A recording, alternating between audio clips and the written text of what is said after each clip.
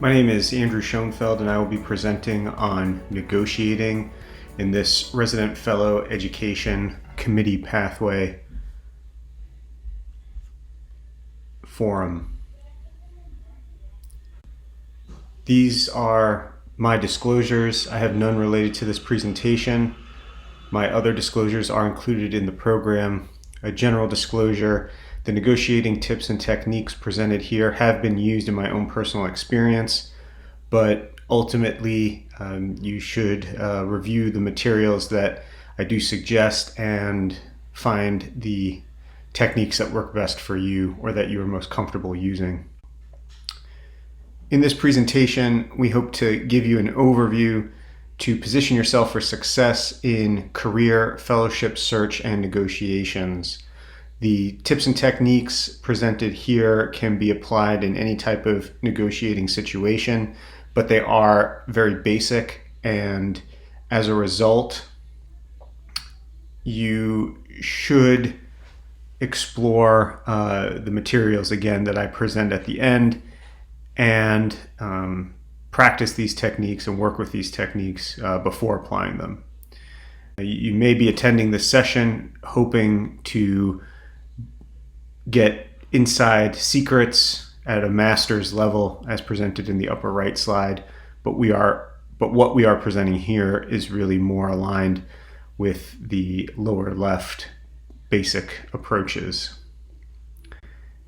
The real secrets of negotiation revolve around understanding oneself and developing an accurate understanding of who you are, what you bring to the table, and what you want out of the negotiations. And these will provide a fundamental foundation that will help you in negotiating.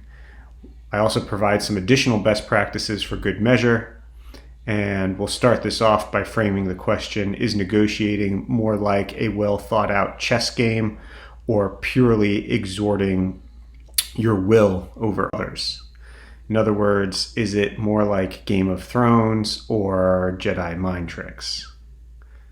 Ultimately, at the end of the day, we are not teaching any types of tricks or pulling the wool over anybody's eyes. At the end of the day, it is all about preparation, practice, and anticipating all the different pathways and contingencies. And especially when you're negotiating for a position in healthcare or academic medicine, you want, at the end of the day, to have a well-played strategy that allows everyone who has sat at the table to feel very comfortable, confident, and happy with the end results. You don't really want any hard feelings at the end of these negotiations. So 3 key points that I'd like to touch on for your job search negotiating. 1, know what you want in your position, and that includes not just the big picture, but the finer points, all the way down to how much administrative support you expect and how much you anticipate that might cost, and how much you would be paying for that or expect your employer to pay for that. Accept up front that you won't get everything you want, and this will help you delineate those things that you want to negotiate at a high level for and aggressively for, versus those that you are willing to compromise on, because compromise is the rule in these situations. And then you want to be disciplined in your negotiating strategy. We'll touch on this a little bit further, but it's very easy to imagine a scenario where all of your negotiating techniques work. However, you have to anticipate those where there'll be pushback from those sitting on the other side of the table. Otherwise, you may be blindsided, and that would be bad. Ultimately, before you step into the negotiating room, you really have to do a lot of homework, research, and preparation. You want to have options, and you want to stay open-minded, and we'll discuss the importance of this as well going forward. But again, it all comes down to your preparation and the amount of time you have spent thinking, preparing, strategizing before you go into the negotiating room. Ultimately, when we're talking about the job search or the job obtaining a position, Negotiations are really the third phase. You've already gone through initial interviews and active recruitment, and presumably an initial offer has already been made, delineating your employer's perspective on the position that you'll be taking, roles and responsibilities, and in some cases, the financials. Negotiating really only begins after this point, and the rules of engagement are such that the individuals making the job offer are trying to get you to commit to their offer and for the most economical or advantageous price for them. And you're trying to get them to commit to an offer that will appropriately reward you for prior efforts, all the work that you've done to get you to this point, your future potential, and also facilitate shared success between you and your employer, whoever that may be. At the end of the day, many people can take some of these things personally or lose focus. I think it's important to remember that this is all business, and ultimately it's all a matter of perspective. And the idea is to get those on the other side of the table to appreciate your perspective and come to agreement with an outlook that reflects your view. And that's really what you're trying to do in the negotiating process. Negotiating strategy overall, it's best to negotiate from a position of power. It's next best to negotiate between equals. But the bad news for the foreseeable future is that as someone newly minted or just coming out of practice, or even a few years into practice, you're always sort of negotiating from an asymmetric position. The person applying for the job has less power than those who are offering it. So when you have an asymmetric power dynamic and you are in a weaker negotiating position, the ways to balance that include disciplined verbal negotiation skills, knowing your facts. So this goes back to the points that I've been making about strategy and research beforehand, able to present evidence to support your situation or stance. In some respects, people will talk about bluffing. I don't really recommend that in these particular scenarios of negotiating around healthcare and positions, be they academic or non-academic, and then being able to leave the table. And there are only a few realities that allow you to confidently step away from the table. But ultimately, the person who's able to say, you know what, this isn't working out, they actually do have a lot more power, and they can flip the power dynamic by pulling that lever, although that is very tenuous and can result in a so-called nuclear option. When we talk about disciplined negotiating skills, what we mean is you should know what you want. You should know the supporting evidence you will use to substantiate the things that you ask for, salary or protected time for research, or you want to have OR block time at the ambulatory surgical center, etc.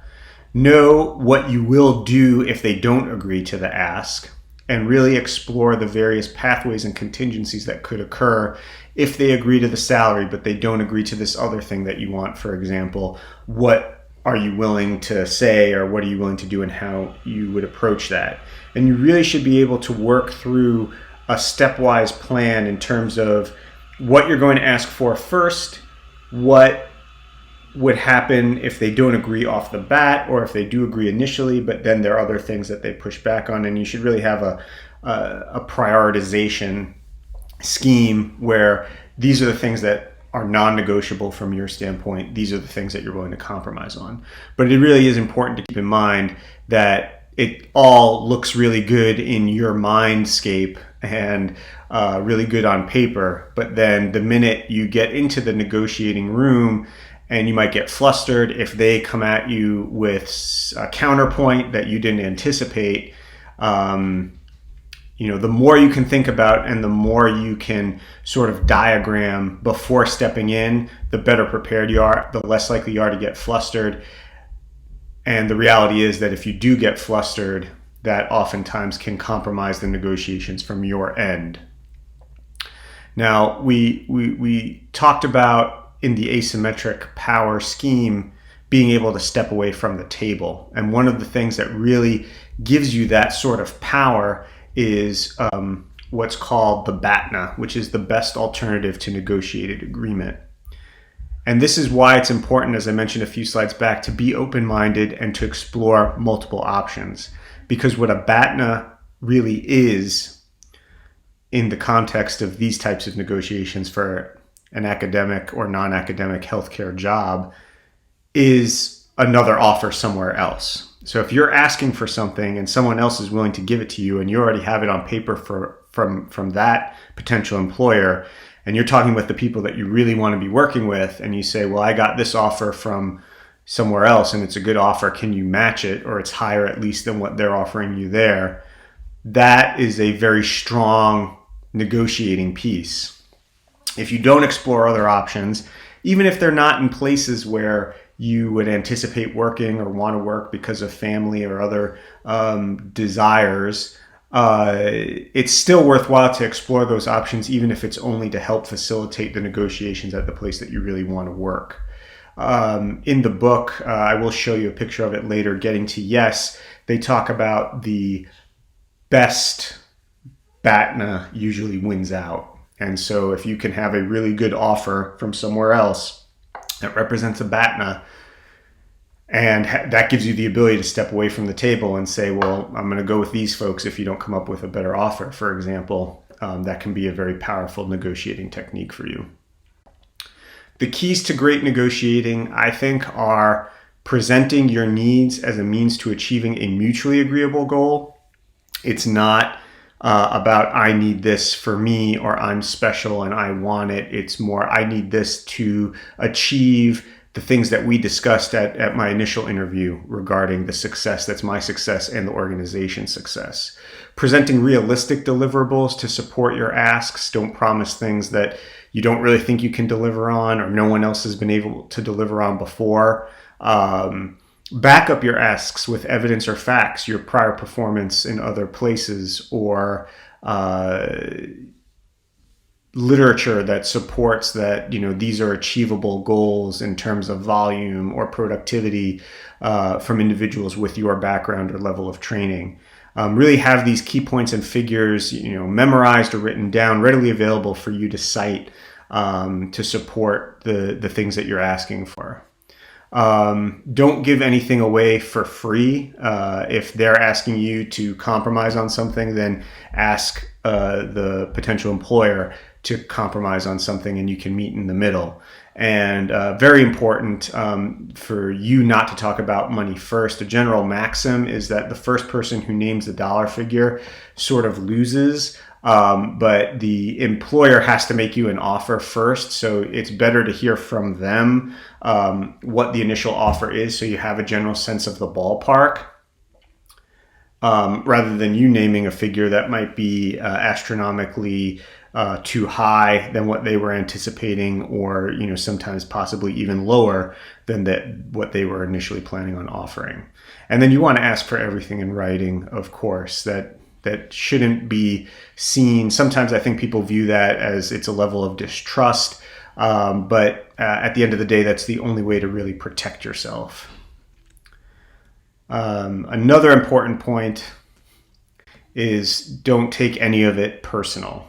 And again, we touched on that previously, but sometimes people can get very caught up in these negotiations, and depending on your baseline level of competitive nature, it may be that people lose the sight of the forest for the trees, and there really becomes a personal point of honor to get this one particular issue settled in your favor, and that can really compromise the overall nature of the negotiations if you make it a personal point. So try to be as objective, cool-headed and balanced as possible, because ultimately, while the negotiations can be very beneficial and are a necessary process in this pathway of getting a job search, they can also be fraught with a lot of danger.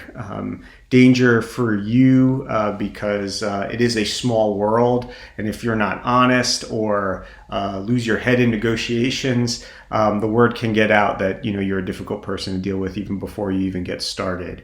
Also, if there are hard feelings at the end of the negotiating strategy where you really took your potential employer to the mat and you got everything you wanted, but now they're a little bit more uncomfortable with you when the next time comes for negotiations, there may not be an opportunity to negotiate, or they may want to just sort of move on. So you really have to be careful how you approach these types of things. As I mentioned, I would provide some resources at the end of the talk. I think these are two great books. They are available widely through all different booksellers. Getting to Yes and Bargaining for Advantage. They're not especially long reads, and they can be consumed pretty readily in a matter of a plane ride or a car trip. So do check those out. I think they provide a lot more insight and a deeper dive into some of the concepts that I discussed, particularly the BATNA in the Getting to Yes. At the end of the day, I appreciate everyone's attention on this talk. Many of these things are my opinion, and I do recognize that. But as I mentioned, what I've presented here, I have used myself in negotiating on a number of different levels. And the idea here is that these are tried and true techniques.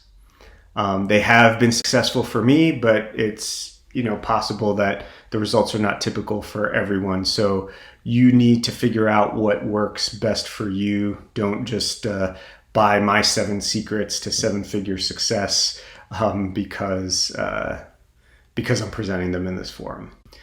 Thanks for your attention. I wish you all the best of luck, and thanks for attending the 2020 NASS virtual conference.